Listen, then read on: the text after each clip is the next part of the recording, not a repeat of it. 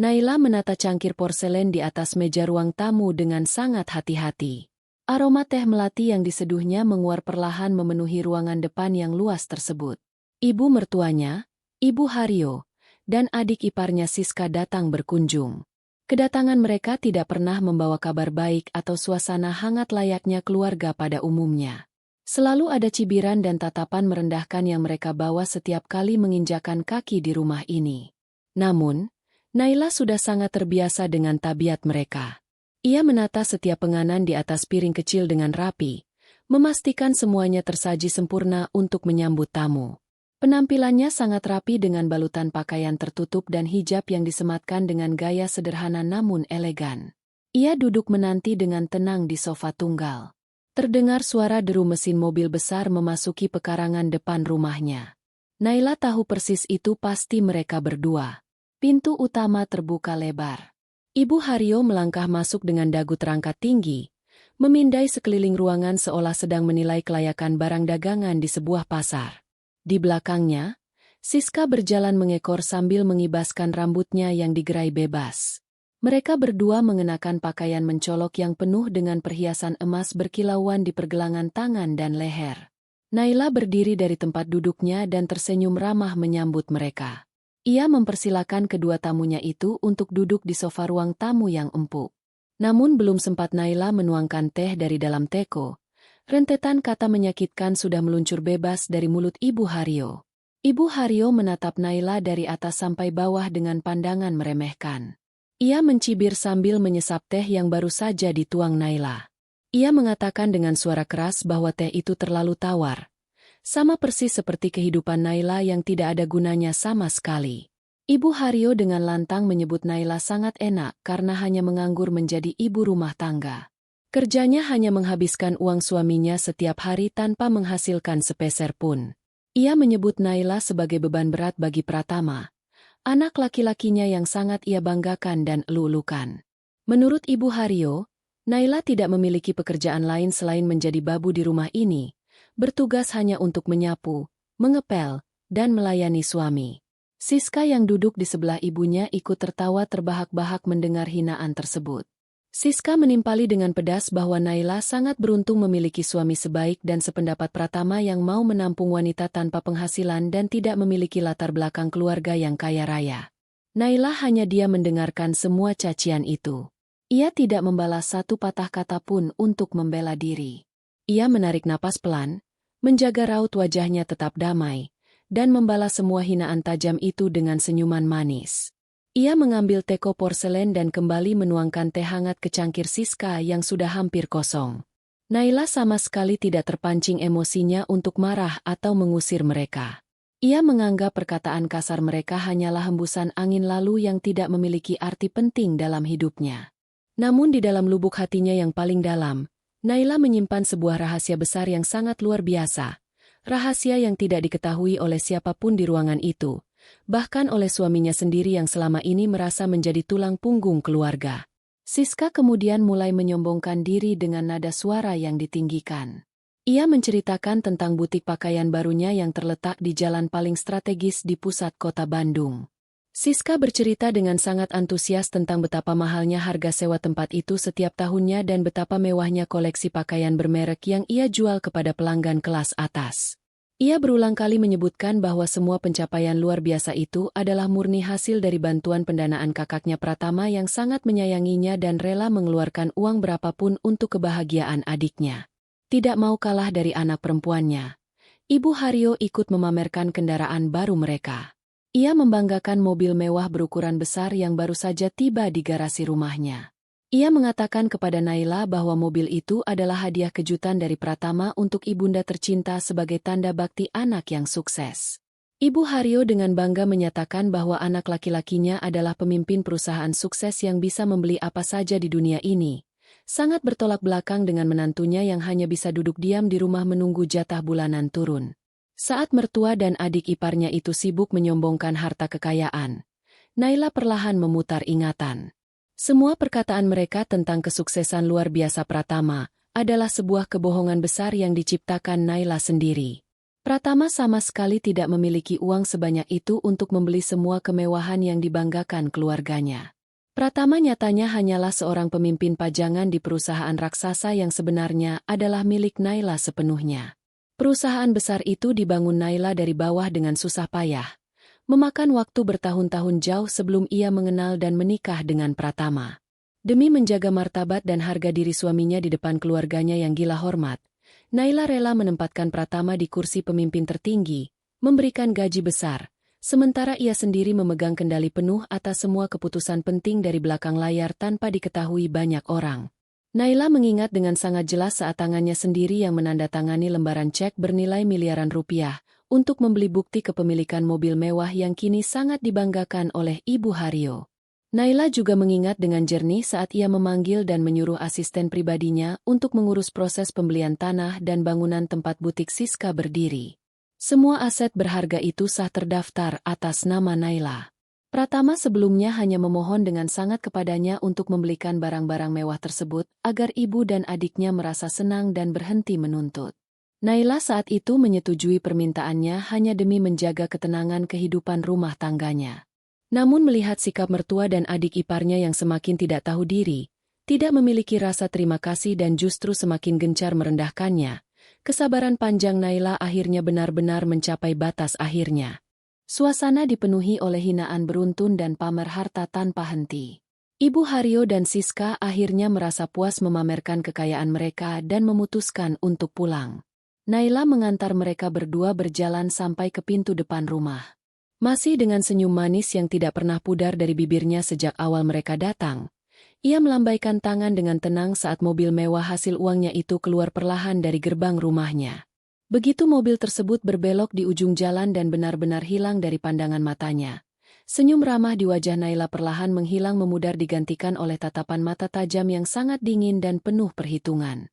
Naila membalikkan badannya dan melangkah masuk kembali ke dalam rumah besarnya yang sepi. Ia berjalan menaiki tangga menuju ruang kerjanya yang tertutup rapat di lantai 2. Ruangan khusus itu selalu terkunci rapat dan tidak ada satu orang pun yang diizinkan masuk tanpa persetujuannya, termasuk Pratama suaminya sendiri. Naila duduk bersandar di kursi kerjanya yang terbuat dari kulit tebal, mengambil telepon genggamnya dari atas meja kerja dan mencari sebuah nama penting di daftar kontak pribadinya. Ia menekan tombol panggilan dan mendekatkan alat komunikasi itu ke telinganya. Terdengar suara nada sambung berbunyi beberapa kali sebelum akhirnya seorang pria menjawab dari seberang sana dengan nada hormat. Pria itu adalah asisten pribadi kepercayaannya. Tangan kanannya yang selama ini mengurus seluruh dokumen aset perputaran bisnis dan arus keuangan rahasia milik Naila. Naila memberikan perintah tegas dengan suara yang sangat tenang, namun membawa aura ancaman yang tidak bisa dibantah. Ia meminta asistennya untuk mulai bergerak melaksanakan tugas tanpa menunda waktu. Naila memerintahkan agar semua fasilitas kemewahan yang selama ini dinikmati secara cuma-cuma oleh Ibu Haryo dan Siska dicabut seketika tanpa sisa sepeser pun. Ia meminta asistennya untuk mengirimkan tim khusus guna menarik paksa mobil mewah kebanggaan itu langsung dari garasi rumah Ibu Haryo. Naila juga menyuruh agar surat resmi penyitaan bangunan butik segera dikirimkan kepada Siska, agar ia tidak bisa lagi berjualan. Tidak berhenti di situ saja, Naila juga memberikan perintah terakhir yang paling menentukan. Ia memerintahkan agar semua akses perbankan, alat pembayaran elektronik, dan seluruh rekening yang selama ini Naila berikan hak aksesnya kepada Pratama segera dibekukan secara total. Ia ingin menunjukkan kepada mereka semua dengan cara yang sangat menyakitkan tentang siapa bos sebenarnya di keluarga ini. Asisten setia itu mengiyakan dan mencatat seluruh perintah Naila tanpa banyak bertanya. Sambungan telepon diputus sepihak. Badai besar yang tidak terlihat akan menghantam keras kesombongan keluarga pemakan harta itu. Di tempat lain yang berjarak belasan kilometer dari kediaman Naila, Ibu Haryo dan Siska bersantai menikmati waktu di ruang keluarga rumah mewah yang mereka tempati. Rumah berukuran besar itu sangat megah dan dihiasi dengan berbagai perabotan mahal hasil dari uang yang mereka minta dari Pratama. Mereka duduk bersandar di sofa yang sangat empuk sambil menikmati camilan manis. Keduanya masih asyik membicarakan pertemuan mereka dengan Naila dengan penuh kepuasan. Ibu Haryo tertawa keras mengingat bagaimana Naila hanya bisa diam membisu dan tersenyum bodoh saat ia hina habis-habisan di rumahnya sendiri.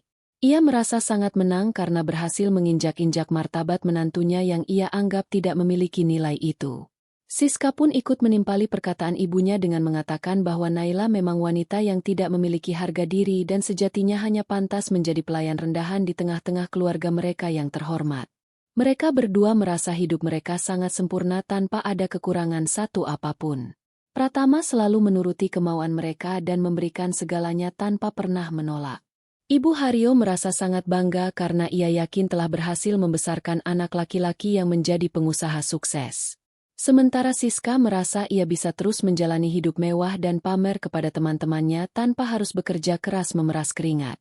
Mereka terus membicarakan rencana perjalanan liburan ke luar negeri dan menyusun daftar barang-barang bermerek apa saja yang akan mereka borong selanjutnya.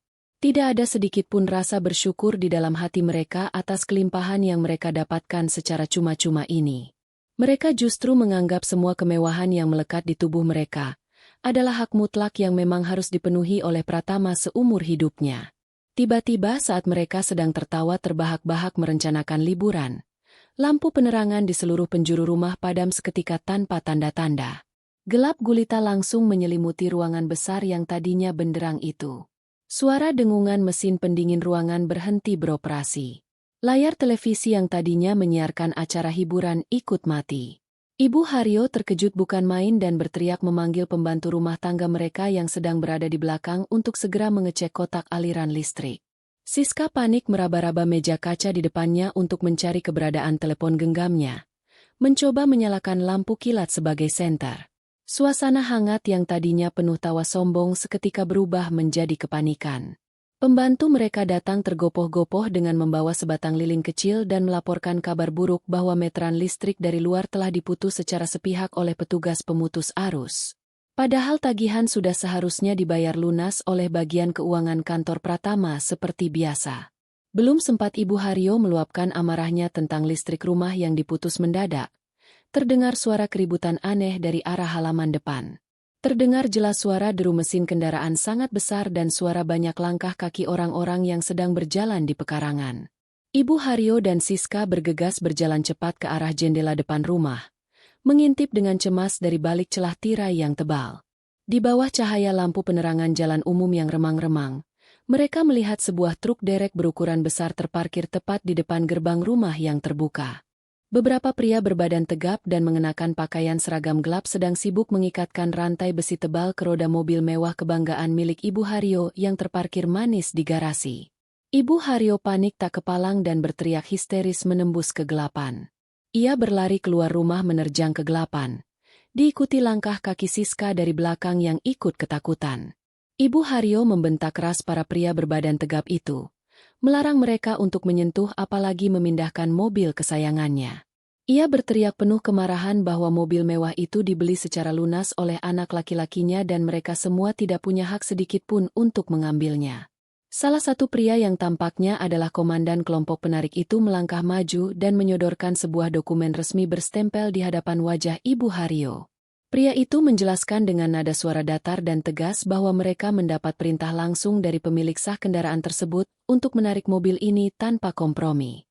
Ibu Haryo berusaha membaca tulisan di dokumen itu, tetapi dalam suasana gelap dan panik, ia tidak bisa melihatnya dengan jelas.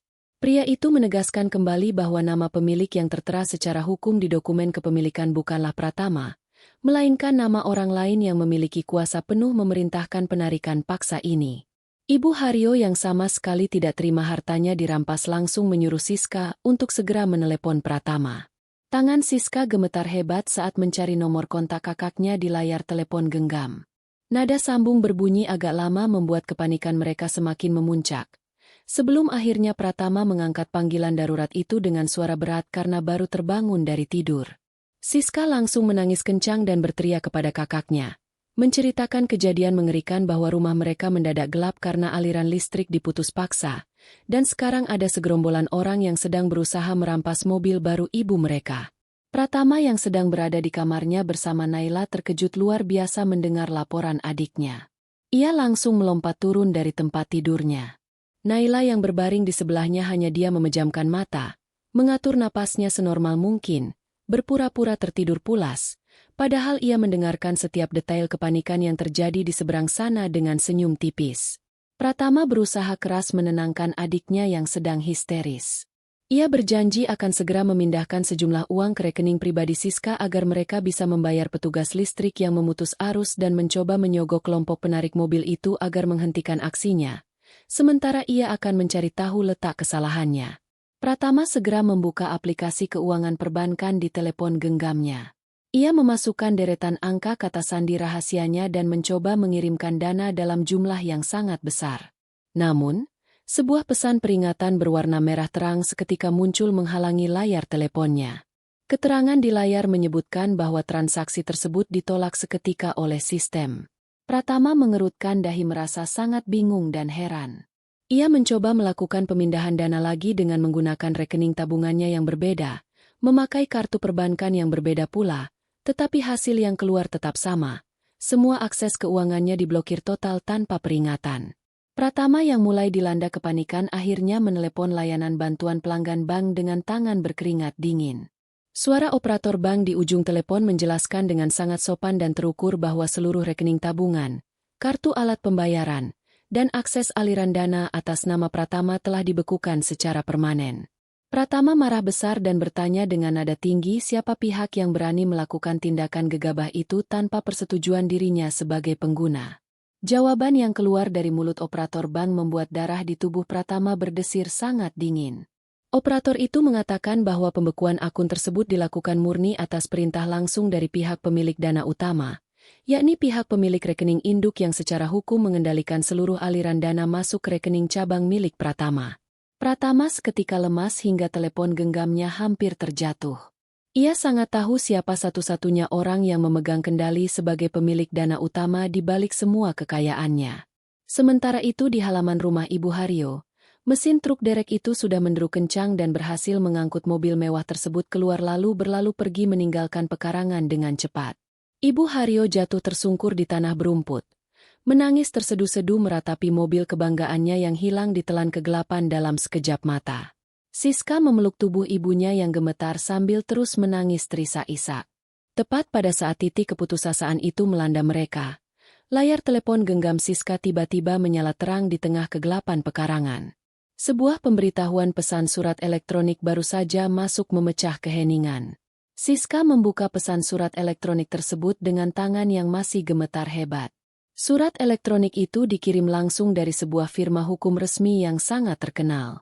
Isi pesannya adalah pemberitahuan penyitaan aset properti dan penghentian sewa bangunan komersial secara paksa yang selama ini Siska gunakan dengan sombong sebagai lokasi butik mewahnya.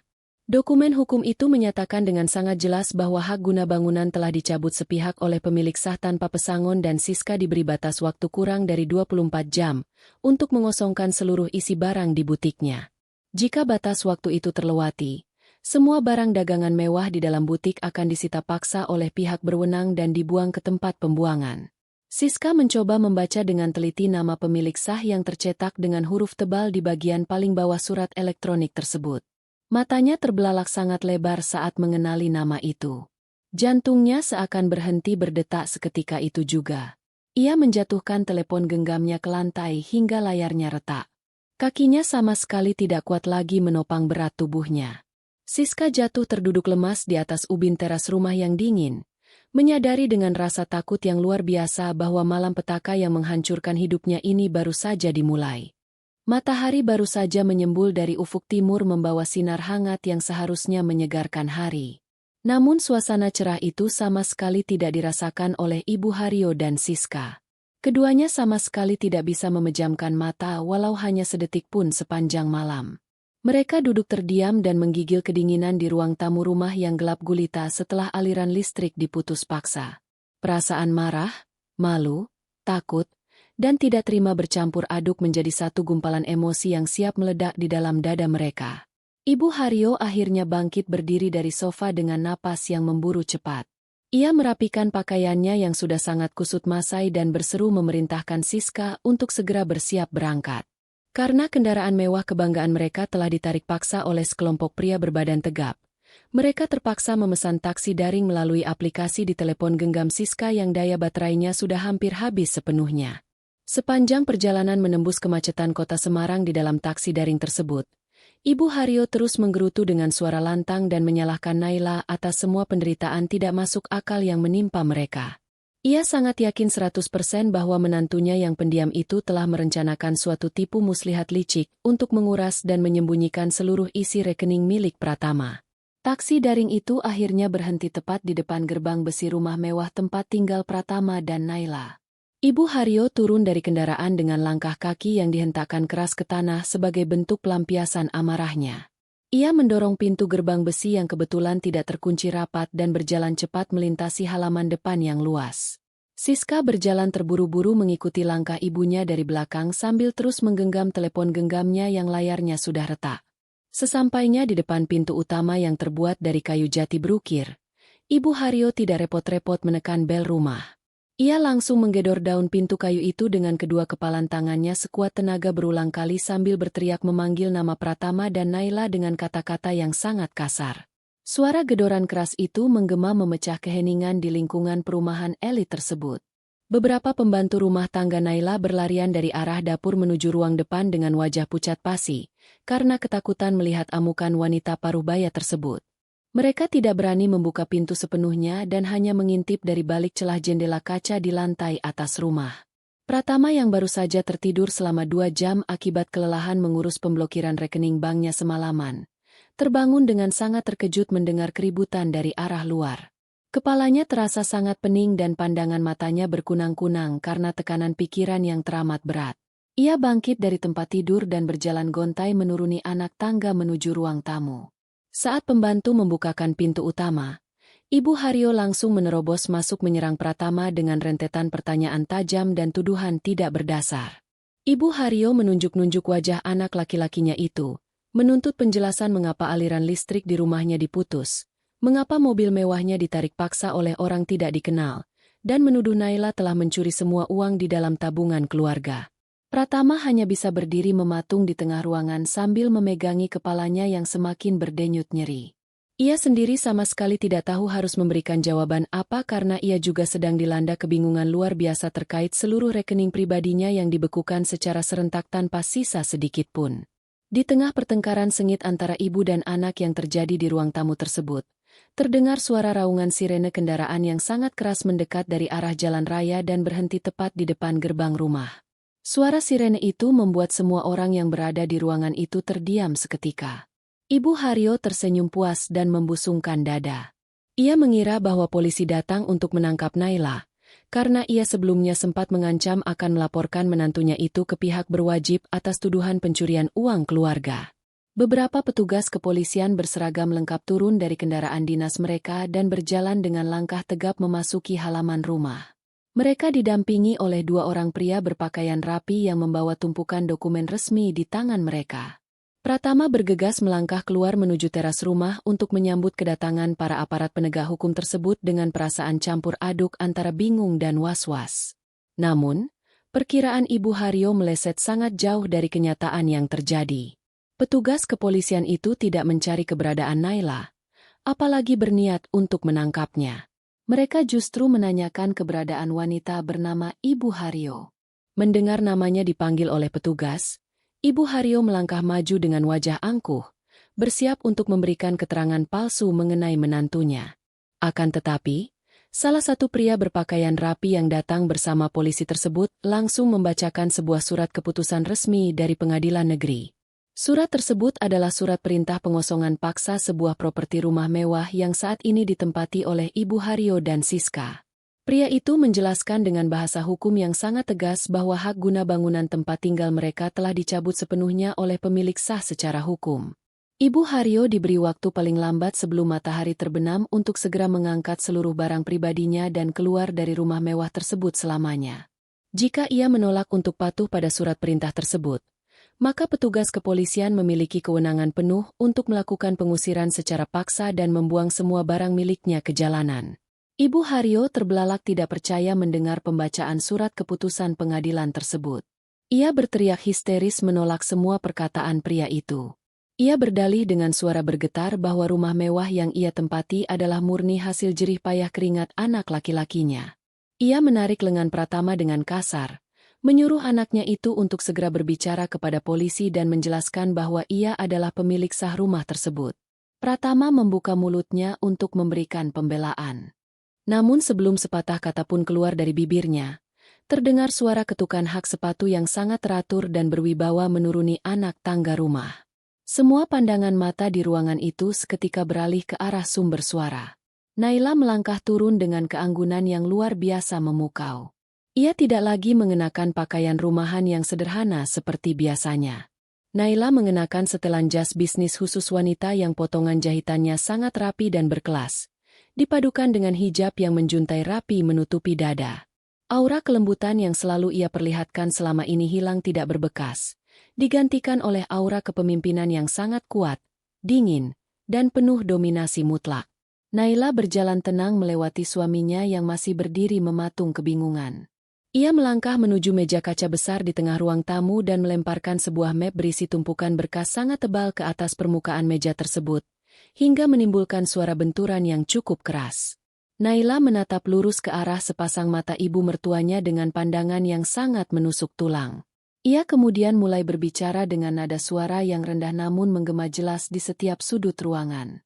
Naila menjelaskan secara gamblang bahwa segala kemewahan yang selama ini disombongkan oleh keluarga suaminya sama sekali bukan milik Pratama.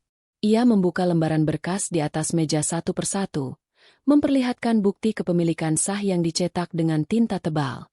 Mulai dari sertifikat hak milik rumah megah yang ditempati Ibu Haryo, surat bukti kepemilikan mobil yang ditarik, dokumen sewa bangunan butik tempat Siska memamerkan diri, hingga surat pengesahan kepemilikan saham mayoritas perusahaan tempat Pratama bekerja saat ini.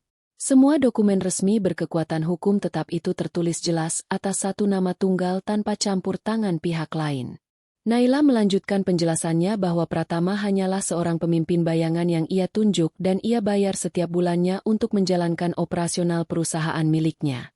Seluruh aliran dana, seluruh fasilitas mewah, dan seluruh uang yang selama ini mengalir deras ke rekening keluarga mereka berasal langsung dari kantong pribadi Naila.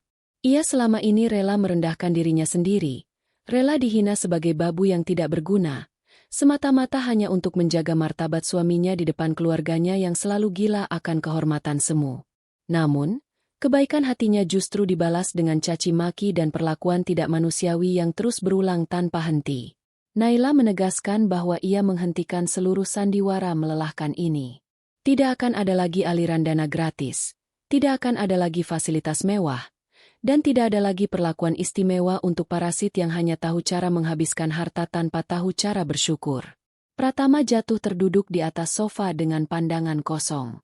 Semua kenyataan yang menghantam kepalanya terlalu berat untuk diproses oleh akal sehatnya. Ia baru menyadari betapa bodohnya ia selama ini karena merasa paling hebat. Padahal ia hanya berdiri menumpang di atas kerajaan bisnis raksasa yang dibangun oleh keringat istrinya sendiri. Siska yang berdiri di belakang ibunya mulai menangis ketakutan, karena ia menyadari bahwa surat elektronik penyitaan butiknya adalah nyata dan bukan sebuah kesalahan sistem perbankan. Ibu Haryo yang masih berusaha keras menyangkal kenyataan pahit itu mencoba maju untuk menampar wajah Naila. Namun dengan gerakan sangat cepat, dua orang petugas kepolisian langsung menahan lengan wanita parubaya tersebut dan memintanya untuk mundur teratur karena tindakannya dapat dikategorikan sebagai penyerangan fisik. Naila melangkah maju satu langkah, menipiskan jarak antara dirinya dengan ibu mertua dan adik iparnya. Ia tersenyum sangat tipis, senyuman yang sama persis seperti yang ia tunjukkan saat menyajikan teh sore kemarin. Namun, kali ini senyuman itu mengandung kepahitan yang akan menghancurkan hidup mereka. Naila menatap wajah Ibu Haryo dan Siska bergantian, lalu memberikan kalimat penutup yang akan terus terngiang di telinga mereka selamanya. Ia mengatakan dengan sangat tegas bahwa mereka harus mulai belajar cara bekerja memeras keringat untuk mencari uang sendiri demi sesuap nasi. Naila mempersilakan mereka untuk merasakan kerasnya dunia luar tanpa bantuan satu keping uang koin pun dari dirinya. Jika mereka tidak sanggup bertahan hidup dan menahan lapar di jalanan, Naila menawarkan mereka sebuah pekerjaan yang sangat cocok dengan ucapan mereka kemarin sore, yaitu menjadi babu sungguhan yang bertugas membersihkan lantai rumahnya. Naila kemudian membalikkan badannya dengan anggun dan berjalan kembali menaiki tangga rumah, meninggalkan ibu mertua, adik ipar, dan suaminya yang hancur lebur berkeping-keping dalam lautan penyesalan yang sudah terlambat. Pengusiran paksa yang dilakukan oleh petugas hukum pada hari itu berjalan tanpa ada sedikit pun belas kasihan. Ibu Haryo dan Siska terpaksa memasukkan pakaian dan beberapa barang pribadi mereka ke dalam tas besar dengan tergesa-gesa di bawah pengawasan ketat aparat kepolisian. Mereka tidak diizinkan membawa satupun barang berharga berupa perhiasan, peralatan elektronik canggih, maupun perabotan mahal, karena semuanya telah terdata secara resmi sebagai aset milik Naila yang tidak boleh dipindahkan tanpa izin tertulis. Saat matahari mulai condong ke ufuk barat, ibu dan anak itu melangkah gontai meninggalkan rumah mewah yang selama bertahun-tahun menjadi simbol kesombongan mereka. Kini mereka berdua harus menelan pil pahit kenyataan, terdampar di sebuah kamar sewa yang sangat sempit di pinggiran kota. Kamar itu hanya dilengkapi sebuah kasur tipis tanpa dipan, sebuah kipas angin tua yang bersuara bising, dan lemari pakaian berbahan plastik murahan. Suasana pengap langsung menyergap pernapasan mereka. Sangat jauh berbeda dengan sejuknya pendingin ruangan sentral yang biasa mereka nikmati setiap detik. Di dalam kamar sewa yang sempit itu, rasa amarah dan dendam kesumat di dalam dada Ibu Haryo bukannya padam, melainkan justru semakin berkobar hebat membakar akal sehatnya. Ia sama sekali tidak mau menerima kekalahan memalukan ini begitu saja. Ia menganggap Naila telah mempermalukan kehormatan keluarganya hingga jatuh ke titik paling dasar. Ibu Haryo menghabiskan waktu berjam-jam duduk termenung di atas kasur tipis, memutar otak mencari cara paling ampuh untuk menghancurkan Naila dan mengambil alih semua kekayaan yang menurut pemikiran serakahnya adalah hak keluarganya. Setelah berpikir panjang, sebuah rencana licik akhirnya muncul di kepalanya. Rencana itu melibatkan Pratama sebagai alat utama penghancur. Ibu Haryo sangat yakin bahwa sebagai seorang suami sah, Pratama memiliki hak hukum mutlak atas setengah dari seluruh harta kekayaan yang dimiliki Naila melalui pembagian harta bersama yang didapat selama masa pernikahan berlangsung. Ibu Haryo meminta Siska untuk menghubungi Pratama dan memintanya datang menemui mereka di sebuah rumah makan sederhana yang letaknya tidak jauh dari tempat tinggal baru mereka. Pratama yang sedang dalam keadaan sangat tertekan dan bingung dengan posisinya di perusahaan akhirnya datang memenuhi panggilan ibunya dengan langkah gontai. Pertemuan antara ibu dan anak itu dipenuhi dengan air mata buaya dan rentetan manipulasi emosional tingkat tinggi yang dilancarkan oleh Ibu Haryo. Wanita parubaya itu menangis terseduh-seduh meratapi nasibnya yang kini hidup sengsara tidur di lantai keras. Ia terus-menerus meracuni pikiran Pratama dengan perkataan bahwa Naila adalah istri durhaka yang tidak menghargai kepemimpinan seorang suami. Ibu Haryo meyakinkan Pratama bahwa satu-satunya jalan keluar dari jerat penderitaan ini adalah dengan segera menceraikan Naila secara resmi di pengadilan agama. Ia menjanjikan kepada Pratama bahwa jika perceraian itu terjadi, mereka akan menuntut pembagian harta bersama secara adil. Dan dengan setengah dari kekayaan raksasa milik Naila, keluarga mereka akan kembali berjaya, hidup mewah, dan bisa membuka perusahaan baru yang jauh lebih besar tanpa campur tangan wanita sombong itu. Pratama awalnya merasa ragu dan bimbang mendengar gagasan perceraian tersebut. Bagaimanapun juga ia masih memiliki perasaan sayang terhadap Naila dan ia sadar betul bahwa kemarahan istrinya adalah buah dari kesalahan keluarganya sendiri. Namun manipulasi emosional yang terus-menerus dilancarkan ibunya, ditambah dengan perasaan terhina sebagai seorang laki-laki karena ternyata selama ini ia hanya dijadikan alat oleh istrinya, perlahan mulai menggerus nuraninya. Hasutan tentang harta bersama bernilai ratusan miliar rupiah membuat mata Pratama menjadi buta.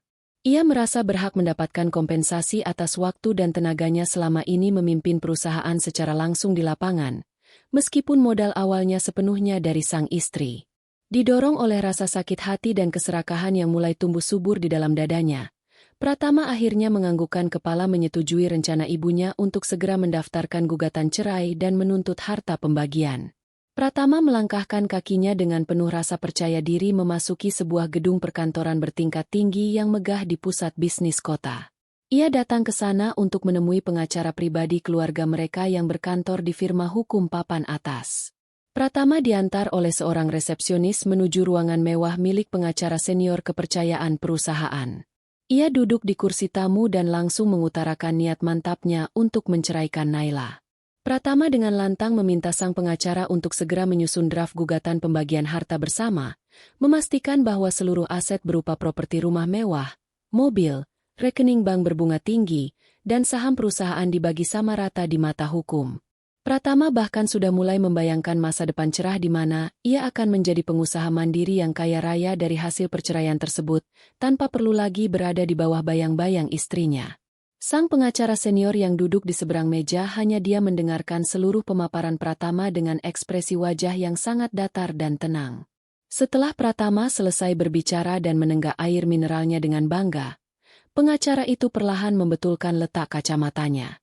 Ia menarik napas panjang lalu mengambil sebuah anak kunci dari dalam saku jasnya untuk membuka laci meja kerjanya yang terkunci rapat. Sang pengacara mengeluarkan sebuah map kulit berwarna gelap yang terlihat sangat penting dan meletakkannya tepat di hadapan Pratama. Pengacara tersebut kemudian menjelaskan dengan nada bicara yang sangat hati-hati namun tegas, mematahkan semua angan-angan tinggi yang baru saja dibangun oleh kliennya itu. Ia mengatakan bahwa niat Pratama untuk menuntut pembagian harta bersama adalah sesuatu yang mustahil untuk diwujudkan dalam pengadilan manapun di negeri ini. Pratama mengerutkan dahi kebingungan dan bertanya dengan nada tinggi mengapa hal itu mustahil. Bukankah hukum negara jelas mengatur pembagian harta suami istri?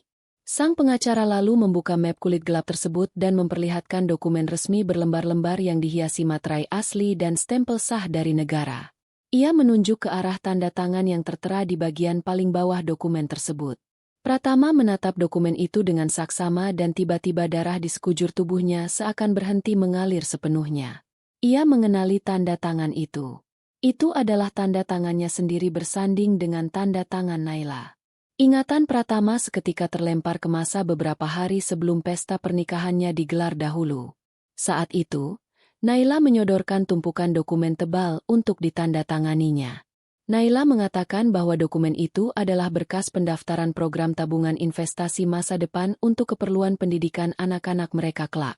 Karena rasa cinta dan kepercayaan penuh, Pratama menandatangani semua berkas itu tanpa membaca isinya satu persatu.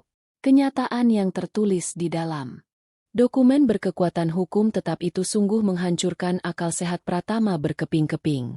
Berkas yang ia tandatangani bertahun-tahun yang lalu bukanlah dokumen tabungan investasi, melainkan perjanjian pranikah pemisahan harta mutlak antara suami dan istri.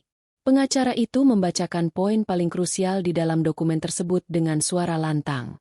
Disebutkan di sana bahwa seluruh harta benda yang dibawa sebelum pernikahan dan seluruh kekayaan yang dihasilkan selama masa pernikahan berlangsung akan menjadi hak milik penuh, atas nama yang tertera pada bukti pembelian tanpa ada istilah pencampuran harta bersama.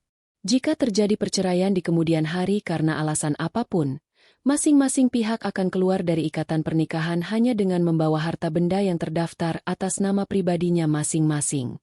Karena seluruh aset kekayaan saat ini murni terdaftar atas nama Naila, maka jika Pratama memaksakan diri untuk menggugat cerai atas paksaan keluarga, ia akan melangkah keluar dari gedung pengadilan tanpa membawa sehelai benang pun harta dari tangan Naila. Senjata tuntutan yang dipersiapkan Ibu Haryo ternyata berbalik menghancurkan leher mereka sendiri. Sementara Pratama sedang hancur lebur di dalam kantor pengacara, di tempat sewa yang sempit, Siska dilanda kepanikan luar biasa. Ia mondar-mandir di dalam ruangan pengap itu sambil menggigiti kuku jarinya hingga berdarah. Ia baru saja dihubungi oleh beberapa rekan sosialitanya yang menagih uang iuran perkumpulan rutin mereka yang jumlahnya puluhan juta. Jika Siska tidak bisa membayar iuran tersebut hari ini juga, maka ia akan ditendang keluar dari kelompok pergaulan elit itu dan namanya akan menjadi bahan tertawaan di seluruh penjuru kota. Siska sangat ketakutan kehilangan status sosial palsunya. Otak liciknya berputar cepat mencari cara untuk mendapatkan uang tunai dalam jumlah besar dan waktu yang singkat. Pandangan matanya kemudian tertuju pada tas kerja milik Pratama yang tertinggal di sudut kamar sewa. Saat kakaknya itu pergi menemui ibu mereka, Siska mendekati tas kerja kulit itu dengan hati berdebar dan membukanya perlahan. Ia menemukan sebuah alat penyimpan data portabel berukuran kecil di sela-sela tumpukan kertas. Siska segera menyambungkan alat penyimpan data tersebut ke telepon genggamnya menggunakan kabel penghubung. Ia menemukan tumpukan berkas digital yang berisi rancangan rahasia peluncuran produk baru dari perusahaan Naila, lengkap dengan daftar harga pemasok dan strategi pemasaran tahun depan. Mata Siska berbinar penuh keserakahan melihat bongkahan emas digital di tangannya. Ia tiba-tiba teringat nama Pak Broto, seorang pengusaha besar yang selama ini dikenal luas sebagai saingan bisnis paling berat dan musuh bebuyutan dari perusahaan Naila. Siska langsung mencari nomor kontak perusahaan Pak Broto di jaringan internet dan membuat janji temu rahasia untuk besok siang. Ia berniat menjual seluruh dokumen rahasia perusahaan itu kepada pesaingnya demi mendapatkan tumpukan uang cepat, tanpa pernah menyadari sedikit pun bahwa langkah putus asa yang diambilnya ini adalah jebakan mengerikan yang akan menyeretnya masuk ke dalam neraka penderitaan tanpa akhir. Siska merapikan pakaian paling mahal peninggalan masa lalunya yang masih berhasil ia selamatkan dari pengusiran paksa. Ia berdiri menatap pantulan dirinya di sebuah cermin retak yang menggantung miring pada dinding kusam kamar sewa yang sangat pengap tersebut. Perasaan muak dan rasa jijik yang luar biasa terus-menerus memenuhi rongga dadanya setiap kali ia harus menghirup udara apek bercampur bau selokan yang menguar dari luar jendela kecil di sudut ruangan. Ia merasa bahwa dirinya sama sekali tidak dilahirkan ke dunia ini untuk hidup melarat dan menderita seperti ini. Di dalam kepalanya, ia adalah seorang wanita kelas atas, anggota keluarga dari seorang pemimpin perusahaan raksasa yang seharusnya menghabiskan seluruh waktunya berbelanja di pusat perbelanjaan mewah tanpa perlu melihat label harga, bukan membusuk perlahan di lingkungan pinggiran kota yang sangat padat dan tidak sehat ini.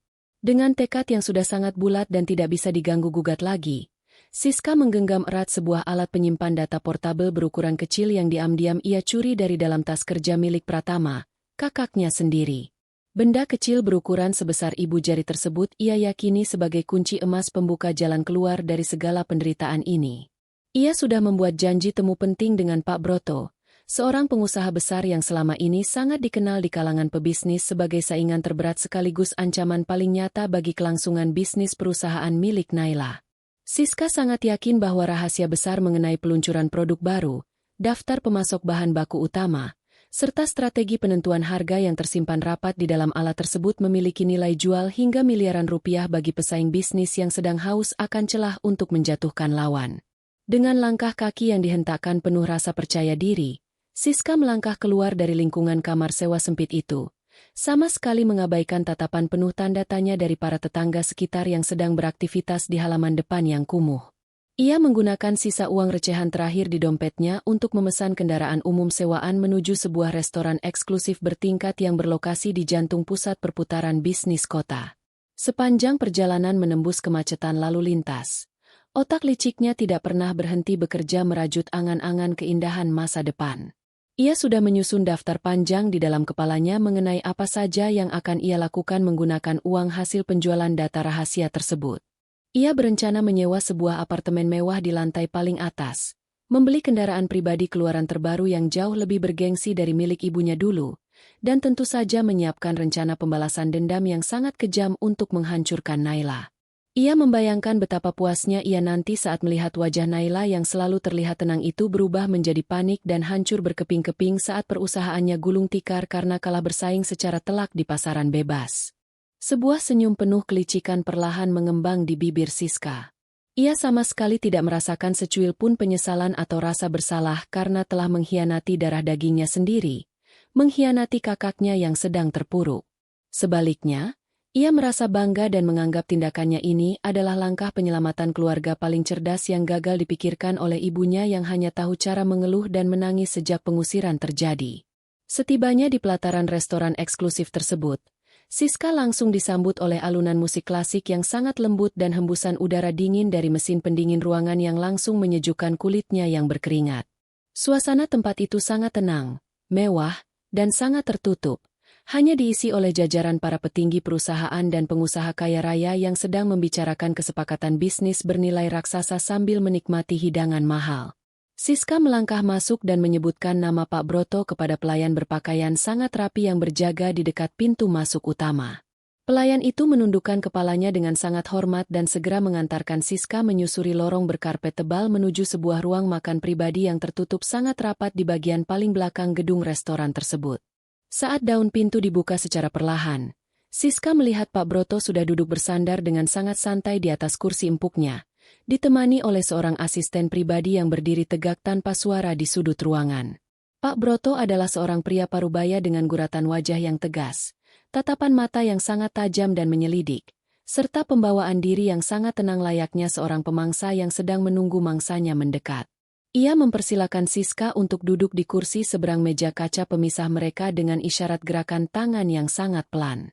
Tanpa mau membuang banyak waktu berharga untuk melakukan basa-basi yang menurutnya tidak perlu, Siska langsung mengeluarkan alat penyimpan data portabel itu dari dalam tas tangannya dan meletakkannya tepat di tengah permukaan meja kaca yang memantulkan cahaya lampu hias.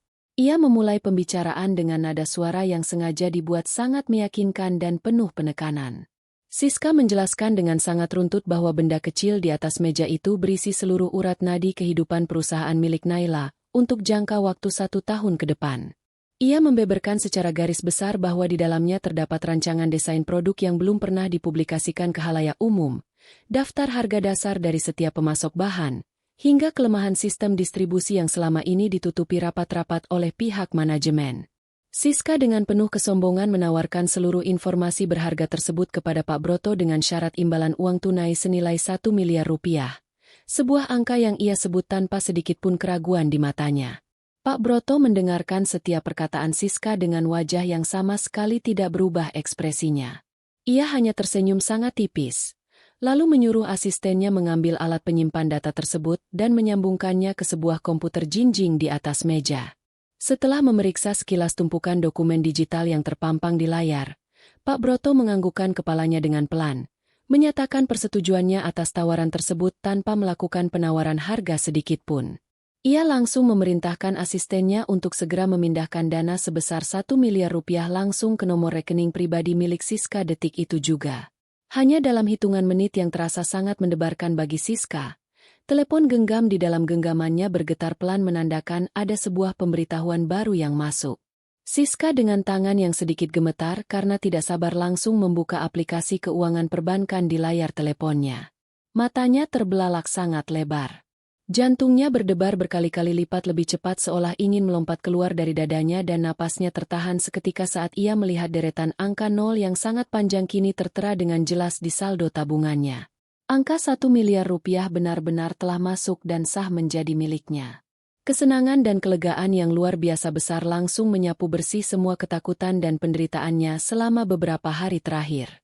Ia mengucapkan terima kasih dengan nada suara yang bergetar penuh kegembiraan kepada Pak Broto, menyalami tangan pria parubaya itu dengan penuh semangat, lalu bergegas undur diri dan keluar dari ruangan tersebut dengan langkah kaki yang terasa sangat ringan, seakan ia sedang berjalan mengambang di atas hamparan awan. Ia merasa dirinya baru saja berhasil menaklukkan dunia dan memenangkan pertarungan sengit melawan ketidakadilan yang diciptakan oleh Naila. Siska langsung berlari mencari kendaraan umum untuk segera kembali ke kamar sewa sempit tempat ibunya menunggu. Sepanjang perjalanan pulang, ia tidak bisa berhenti tersenyum lebar menatap layar telepon genggamnya, memastikan berulang kali bahwa deretan angka fantastis itu tidak menghilang secara tiba-tiba. Setibanya di tempat tujuan, ia mendorong pintu kamar sewa dengan sangat kasar hingga menimbulkan suara benturan keras, membuat Ibu Haryo yang sedang melamun meratapi nasib langsung tersentak kaget. Sebelum ibunya sempat memarahi dirinya karena sikap kasar tersebut, Siska langsung menyodorkan layar telepon genggamnya tepat ke depan wajah ibunya. Ibu Haryo memicingkan mata, mencoba membaca angka yang tertera di layar kecil tersebut. Saat kesadaran mulai menyapanya dan ia menyadari jumlah uang yang dimiliki anak perempuannya, Ibu Haryo langsung menjerit histeris kegirangan. Ia melompat dari atas kasur tipisnya, memeluk Ratu Bu Siska, dan menciumi wajah anak perempuannya itu berkali-kali sambil menangis haru. Siska menceritakan dengan penuh kebanggaan tentang keberhasilannya menipu kakaknya sendiri, mencuri data perusahaan, dan menjualnya kepada saingan bisnis terbesar dengan harga yang luar biasa mahal. Mereka berdua tertawa lepas dan bersorak-sorai di dalam ruangan pengap itu, merayakan kemenangan palsu mereka. Mereka segera menyusun rencana untuk segera mengemasi barang-barang, berniat menyewa kamar hotel mewah terdekat sebagai tempat singgah sementara sebelum mereka mencari rumah menetap yang baru. Namun di waktu yang sama pada sebuah gedung perkantoran mewah yang menjulang tinggi membelah langit kota Jakarta, pemandangan yang sangat bertolak belakang sedang terjadi. Naila duduk dengan postur tubuh yang sangat tenang, anggun, dan berwibawa di balik meja kerja kebesarannya yang terbuat dari kayu solid di ruangan pemimpin utama. Pandangannya lurus mengarah keluar jendela kaca besar yang menyajikan pemandangan hiruk-pikuk kota dari ketinggian. Pintu ruangannya terbuka secara perlahan dan masuklah Pak Broto dengan langkah yang sangat santai. Jauh berbeda dengan kesan kaku dan penuh rahasia yang ia tunjukkan saat bertemu dengan Siska di restoran tadi. Pak Broto tersenyum ramah dan melangkah mendekati meja kerja Naila. Ia meletakkan alat penyimpan data portabel berukuran kecil itu tepat di atas meja kayu milik Naila sambil menggeleng-gelengkan kepalanya dengan pandangan penuh rasa tidak percaya. Pria parubaya yang dianggap sebagai musuh bebuyutan itu ternyata tidak lain adalah seorang pembimbing bisnis tingkat atas, penasihat keuangan yang paling dipercaya, sekaligus salah satu penanam modal paling setia yang selalu mendukung setiap pergerakan bisnis Naila sejak perusahaan itu belum menjadi apa-apa. Naila mengambil alat penyimpan data portabel itu dan memutarnya perlahan di antara jari-jarinya.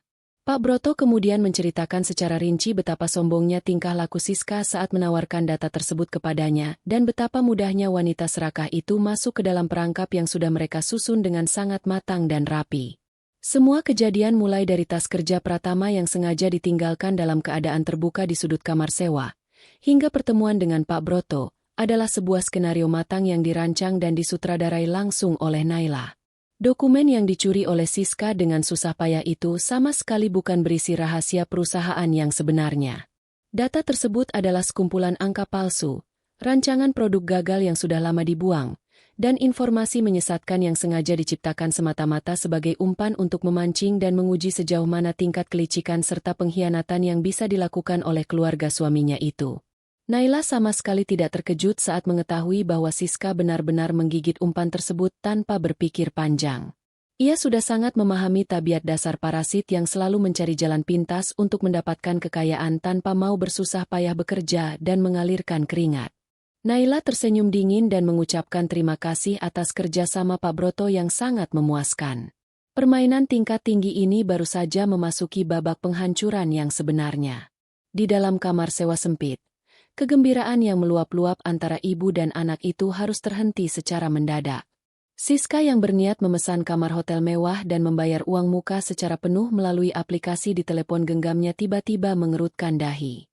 Saat ia menekan tombol penyelesaian pembayaran, sebuah jendela peringatan muncul secara tiba-tiba menutupi layar teleponnya. Pesan tersebut menyatakan bahwa transaksi tidak dapat diproses dan ditolak sepenuhnya oleh pihak perbankan. Siska panik dan mencoba membuka kembali halaman saldo tabungannya. Jantungnya seakan berhenti berdetak saat itu juga ketika melihat deretan angka 1 miliar rupiah yang tadi membuatnya merasa di atas angin, kini telah lenyap tanpa bekas, kembali menjadi angka 0 yang menyedihkan. Ia segera memeriksa kotak masuk pesan dari pihak bank dan menemukan sebuah surat pemberitahuan resmi bahwa seluruh dana yang baru saja masuk telah ditarik kembali secara paksa oleh pihak pengirim, karena adanya indikasi penipuan transaksi tingkat berat dan dugaan kejahatan pencurian rahasia dagang perusahaan. Saldo rekening Siska bahkan dibekukan secara permanen untuk keperluan penyelidikan lebih lanjut oleh pihak berwenang terkait kejahatan keuangan. Tangan Siska bergetar sangat hebat hingga telepon genggamnya hampir terlepas dari genggamannya. Semua istana angan-angannya runtuh hancur lebur menimpa dirinya dalam sekejap mata. Belum selesai keterkejutan Siska memproses hilangnya uang 1 miliar rupiah tersebut, sebuah petaka susulan langsung menghantam mereka dengan telak. Telepon genggam milik Ibu Haryo yang tergeletak di atas kasur tiba-tiba berbunyi nyaring dan bergetar panjang, menandakan ada sebuah pesan penting yang masuk ke dalam grup obrolan kumpulan arisan sosialita tingkat atas yang selama ini menjadi tempat Ibu Haryo memamerkan derajatnya. Ibu Haryo mengambil teleponnya dengan perasaan bingung dan menekan tombol putar pada sebuah kiriman rekaman gambar bergerak yang baru saja dikirim oleh nomor yang tidak ia kenal ke dalam grup tersebut. Layar telepon genggam seketika menampilkan wajah Siska dengan sangat jelas dari sudut pengambilan gambar yang tersembunyi. Di dalam rekaman itu terekam dengan kualitas suara dan gambar yang sangat jernih ketika Siska sedang memohon dengan nada merendah, membongkar aib keluarganya sendiri, dan menyerahkan alat penyimpan data kepada Pak Broto demi mendapatkan segepok uang. Terdengar jelas ucapan Siska yang merendahkan martabat Naila dan Pratama hanya demi mendapatkan keuntungan pribadi. Pesan menyertai rekaman itu tertulis sangat singkat namun mematikan, memperingatkan seluruh anggota arisan untuk berhati-hati terhadap wanita penipu yang sanggup menjual keluarganya sendiri demi gaya hidup mewah. Wajah Ibu Haryo seketika pucat pasi bagaikan kehilangan aliran darah. Mulutnya terbuka lebar tanpa sanggup mengeluarkan seutas suara pun. Ia menyadari bahwa kehancuran nama baik keluarganya kini telah tersebar luas dan tidak bisa diselamatkan lagi. Cahaya matahari yang terik memanggang atap seng kamar sewa membuat udara di dalam ruangan sempit itu terasa mendidih membakar kulit. Namun hawa panas itu tidak sebanding dengan rasa terbakar di dalam dada Ibu Haryo setelah melihat rekaman gambar bergerak yang tersebar luas di grup obrolan arisan sosialitanya. Pikirannya benar-benar kalut.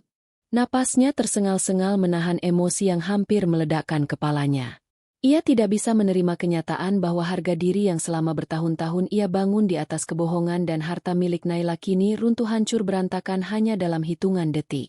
Alih-alih merenungi kesalahannya dan menyadari posisinya yang sudah jatuh ke titik paling bawah, sifat sombong dan keras kepala Ibu Haryo justru semakin meronta hebat menguasai akal sehatnya. Ia meyakinkan dirinya sendiri dengan pemikiran sempit bahwa rekaman itu adalah hasil rekayasa ciptaan Naila yang bisa ia bantah dengan mudah. Ia tidak boleh terlihat lemah, ia tidak boleh terlihat miskin, dan yang paling penting, ia tidak boleh kehilangan satu-satunya tempat di mana ia masih bisa dihormati, yaitu lingkaran pergaulan para nyonya kaya raya di kota ini. Hari ini adalah jadwal pertemuan rutin bulanan arisan tersebut dan Ibu Haryo bertekad keras untuk tetap hadir dengan kepala tegak, seolah tidak pernah terjadi bencana apapun yang menimpa kehidupannya. Ibu Haryo menghabiskan waktu berjam-jam untuk menutupi wajahnya yang tegang dan kurang tidur dengan riasan wajah setebal mungkin. Ia mengaduk-aduk isi tas besar miliknya, mencari sisa-sisa perhiasan paling berkilau dan pakaian paling rapi yang masih bisa ia kenakan untuk menutupi kemelaratan yang sedang merongrongnya. Ia bahkan menyuruh Siska yang masih terduduk lemas menangisi kegagalannya untuk membantunya mengaitkan kalung di leher. Tujuan utama Ibu Haryo memaksakan diri menghadiri acara arisan ini bukan hanya sekadar untuk menjaga gengsi semu belaka. Di balik senyum palsunya, ia memiliki misi rahasia yang sangat mendesak.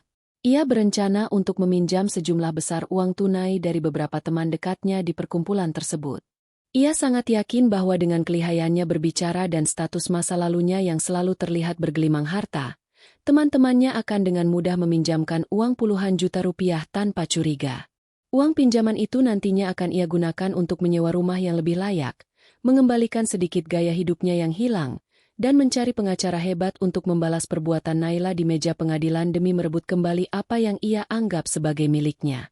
Dengan menggunakan sisa uang pecahan terkecil yang ia kumpulkan dari saku pakaian kotor, Ibu Haryo memesan sebuah kendaraan umum untuk mengantarnya ke sebuah restoran mewah bertaraf internasional yang terletak di pusat kawasan perbelanjaan paling bergengsi. Restoran tersebut adalah tempat yang selalu disepakati oleh kelompok arisannya untuk berkumpul setiap bulan.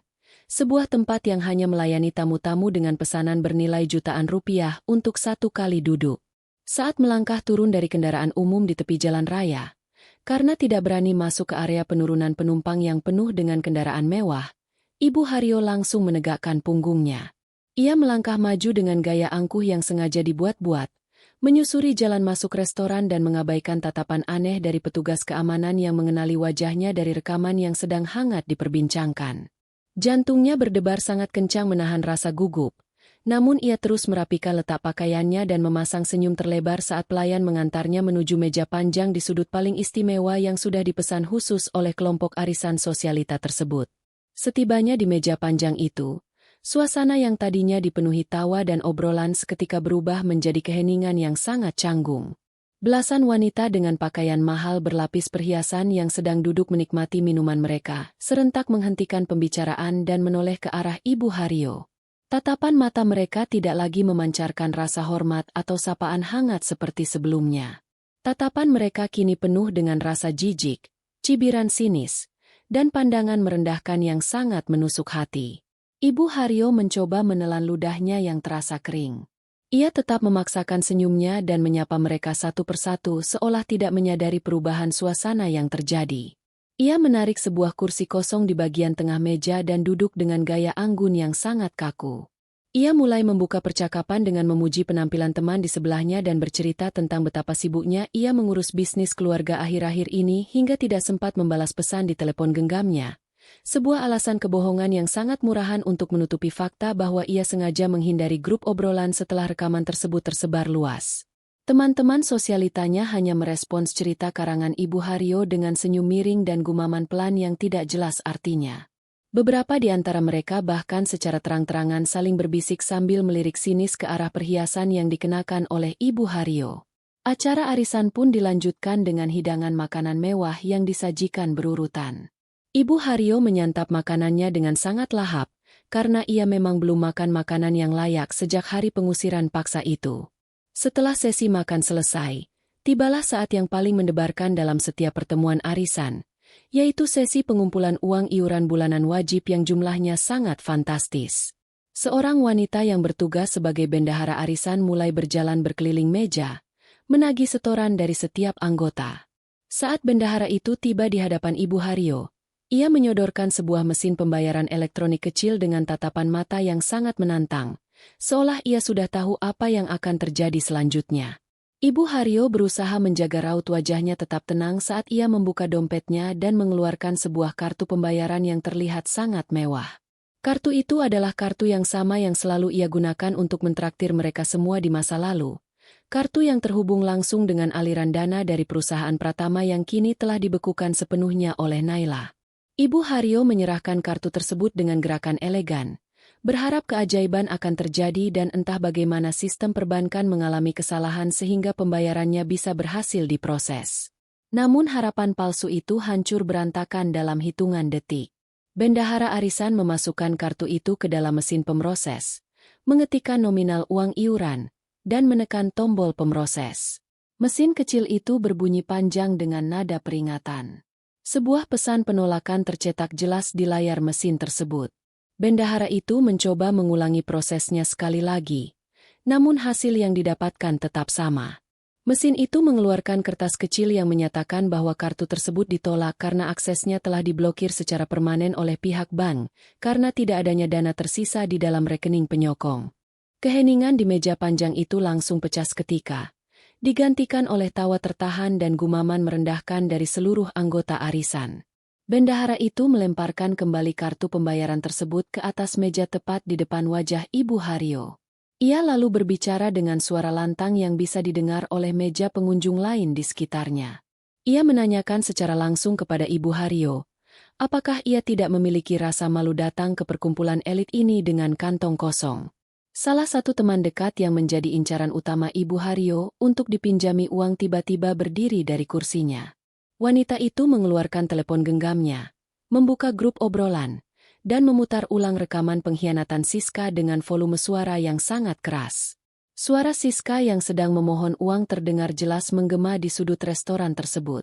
Teman-temannya mulai menghakimi Ibu Haryo secara terbuka, menyebutnya sebagai penipu ulung, parasit keluarga yang hanya menumpang hidup pada keringat orang lain, dan wanita tidak tahu diri yang berpura-pura kaya raya padahal seluruh hartanya adalah milik menantunya sendiri yang selama ini selalu ia hina di belakang punggungnya.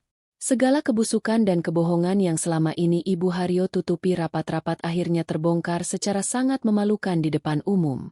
Di tengah situasi penghakiman publik yang sangat memojokkan itu, seorang pria berpakaian jas sangat rapi yang merupakan manajer utama restoran tersebut melangkah mendekati meja mereka. Ia meminta maaf karena harus menyela pembicaraan mereka. Dengan nada suara yang sangat sopan namun mematikan, sang manajer memberitahukan sebuah fakta tambahan yang langsung membuat napas Ibu Haryo berhenti berhembus. Manajer itu menjelaskan kepada seluruh tamu di meja tersebut bahwa restoran tempat mereka makan saat ini sebenarnya adalah salah satu cabang usaha kuliner yang berada langsung di bawah kepemilikan mutlak dari Ibu Naila. Beliau juga menambahkan bahwa manajemen restoran telah menerima instruksi khusus dari pemilik utama sejak pagi tadi untuk menolak seluruh bentuk transaksi apapun yang menggunakan nama Ibu Haryo atau anggota keluarganya secara langsung. Semua wajah di meja itu terbelalak kaget mendengar bahwa Naila, sosok menantu yang selalu mereka bicarakan sebagai wanita tidak berguna, ternyata adalah pemilik sebenarnya dari tempat mewah langganan mereka ini. Fakta bahwa ia baru saja dipermalukan secara brutal di dalam tempat usaha milik menantunya sendiri menjadi pukulan terakhir yang menghancurkan seluruh sisa kesadaran Ibu Haryo. Jantungnya berdetak tidak beraturan. Pandangan matanya mulai berputar hebat dan keringat dingin sebesar biji jagung mengucur deras membasahi wajahnya yang penuh riasan. Rasa malu yang tidak tertahankan ditambah tekanan mental yang luar biasa berat membuat seluruh tubuhnya mati rasa seketika. Ibu Haryo kehilangan keseimbangan. Pandangannya menggelap secara perlahan, dan sedetik kemudian tubuhnya ambruk jatuh membentur lantai restoran yang keras dengan suara dentuman yang mengejutkan semua orang. Ia pingsan tidak sadarkan diri di tengah tawa sinis dan tatapan merendahkan dari orang-orang yang selama ini ia anggap sebagai sahabat dekatnya. Ketika Ibu Haryo perlahan-lahan mulai mendapatkan kembali kesadarannya, Hal pertama yang menusuk indera penciumannya bukanlah aroma wangi pengharum ruangan pendingin seperti yang biasa ia hirup di rumah mewah, melainkan bau menyengat dari cairan pembersih lantai yang bercampur dengan aroma obat-obatan murah yang sangat kuat. Ia mencoba membuka kelopak matanya yang terasa sangat berat, berharap akan melihat langit-langit ruangan perawatan kelas 1 yang nyaman dan sepi seperti fasilitas kesehatan langganannya. Namun, kenyataan pahit kembali menamparnya tanpa ampun. Saat pandangannya mulai terfokus, ia menyadari bahwa ia sedang terbaring lemah di atas sebuah ranjang besi tua yang berderit keras setiap kali ia bergerak. Ruangan tempatnya berada sangat luas, panas, pengap, dan disesaki oleh puluhan ranjang pasien lain yang saling berhimpitan hanya dibatasi oleh tirai kain yang sudah pudar warnanya. Suara rintihan orang sakit, tangisan anak kecil, dan langkah kaki petugas medis yang berlalu lalang terdengar sangat bising memenuhi telinganya. Ibu Haryo menolehkan kepalanya dengan panik dan mendapati Siska sedang duduk tertidur di kursi plastik reot di sebelah ranjangnya dengan wajah yang sangat kelelahan dan sembab akibat banyak menangis. Ia membangunkan anak perempuannya itu dengan suara parau dan menuntut penjelasan mengapa ia dirawat di bangsal perawatan kelas 3 yang penuh sesak seperti ini layaknya orang jalanan. Siska yang terbangun dengan terkejut langsung menundukkan kepalanya dalam-dalam dan tidak berani menatap langsung ke mata ibunya. With nada suara yang bergetar menahan tangis keputusasaan, Siska memberikan penjelasan bahwa seluruh fasilitas jaminan kesehatan tingkat atas yang selama ini memanjakan mereka saat sakit telah dicabut secara permanen dan diblokir total oleh pihak pengelola. Mereka sama sekali tidak memiliki jaminan kesehatan apapun yang tersisa. Dan karena mereka tidak memiliki uang tunai secukupnya untuk membayar uang muka pendaftaran ruangan perawatan pribadi, petugas rumah sakit terpaksa memindahkan tubuh Ibu Haryo yang tidak sadarkan diri ke fasilitas pelayanan dasar terendah ini untuk mendapatkan pertolongan pertama seadanya. Ibu Haryo menatap kosong ke arah langit-langit bangsal yang penuh noda kelembaban. Air mata mulai menggenang di pelupuk matanya. Ia akhirnya menyadari dengan rasa takut yang sangat nyata bahwa masa kejayaannya telah benar-benar berakhir tamat dan hukuman atas kesombongannya baru saja menampakkan bentuk aslinya yang paling kejam. Kehidupannya sebagai nyonya besar telah mati, digantikan oleh kenyataan keras yang akan menyiksanya di setiap tarikan napas. Setelah mendapatkan perawatan seadanya di bangsal kelas 3 yang sangat sesak dan bising, Ibu Haryo akhirnya diizinkan pulang oleh pihak rumah sakit. Dokter menyatakan bahwa ia hanya mengalami kelelahan batin dan tekanan mental yang sangat hebat akibat guncangan pikiran sehingga tidak memerlukan rawat inap lebih lama. Namun, kata pulang kini memiliki makna yang sangat menyedihkan bagi wanita paruh baya tersebut. Ia tidak lagi kembali ke rumah mewah bertingkat yang lantainya dilapisi marmer mengkilap, melainkan harus kembali melangkahkan kakinya menuju sebuah kamar sewa sempit yang terletak di gang padat penduduk. Perjalanan dari rumah sakit menuju tempat tersebut terasa seperti sebuah siksaan panjang. Tanpa adanya kendaraan pribadi, apalagi uang untuk menyewa taksi, Ibu Haryo dan Siska menyusuri trotoar berdebu di bawah terik matahari siang yang membakar kulit mereka. Sesampainya di depan pintu kayu lapuk kamar sewa mereka, keduanya langsung ambruk berbaring di atas kasur tipis yang terasa sangat keras. Perut mereka mulai berbunyi nyaring, menahan rasa lapar yang luar biasa, karena sejak insiden memalukan di restoran kemarin, tidak ada satu butir nasi pun yang masuk ke dalam mulut mereka. Uang di dalam saku mereka benar-benar telah habis. Tidak tersisa bahkan hanya untuk sekadar membeli sebungkus makanan murah di warung pinggir jalan. Di tengah rasa lapar yang semakin menyiksa perut dan membuat pandangan berkunang-kunang, mata Ibu Haryo tidak sengaja tertuju pada sebuah tas kain kecil yang tergeletak di sudut ruangan. Tas itu adalah satu-satunya barang bawaan yang berhasil ia selamatkan saat pengusiran paksa terjadi. Ia tiba-tiba teringat bahwa di dalam tas tersebut ia masih menyimpan sebuah kotak perhiasan berisi kalung, gelang, dan cincin yang selalu ia pakai untuk memamerkan kekayaannya di depan teman-teman arisannya. Perhiasan-perhiasan itu adalah barang yang selalu dibanggakan sebagai pemberian dari anak laki-lakinya yang sukses. Ibu Haryo segera merangkak mendekati tas itu, membongkar isinya dengan tangan gemetar dan mengeluarkan sebuah kotak berlapis bludru. Saat dibuka, kilauan dari perhiasan tersebut sedikit memberikan harapan baru di tengah keputusasaan. Ibu Haryo lalu memerintahkan Siska untuk segera bangkit dari tidurnya dan membawa semua perhiasan itu ke tempat pegadaian terdekat di ujung jalan raya. Ia sangat yakin bahwa barang berharga tersebut bisa ditukar dengan uang tunai puluhan juta rupiah yang akan sangat cukup untuk membeli makanan enak, menyewa tempat yang lebih baik, dan memulai hidup baru sambil merencanakan balas dendam kepada Naila. Siska mengambil kotak perhiasan itu dengan mata berbinar penuh harapan. Ia berjalan cepat meninggalkan gang sempit tempat tinggal mereka menuju sebuah ruko pegadaian resmi yang terlihat cukup ramai. Sesampainya di sana, Siska meletakkan kotak perhiasan itu di atas meja kaca pemisah dan berbicara dengan nada sombong kepada petugas penilai barang. Ia mengatakan bahwa perhiasan itu dibeli di luar negeri dengan harga ratusan juta rupiah, dan ia hanya ingin menggadaikannya untuk sementara waktu karena sedang membutuhkan uang tunai cepat. Petugas penilai yang sudah sangat berpengalaman itu hanya mengangguk pelan tanpa banyak bicara. Ia mengambil sebuah kaca pembesar khusus, sebuah alat penjepit kecil, dan cairan penguji logam.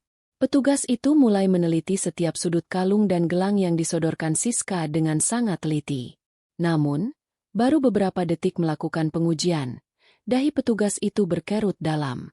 Ia mengambil botol cairan penguji lainnya dan meneteskannya ke permukaan cincin yang tampak sangat berkilau.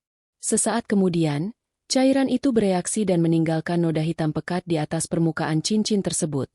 Sebuah tanda yang sangat jelas dan tidak bisa dibantah oleh siapapun.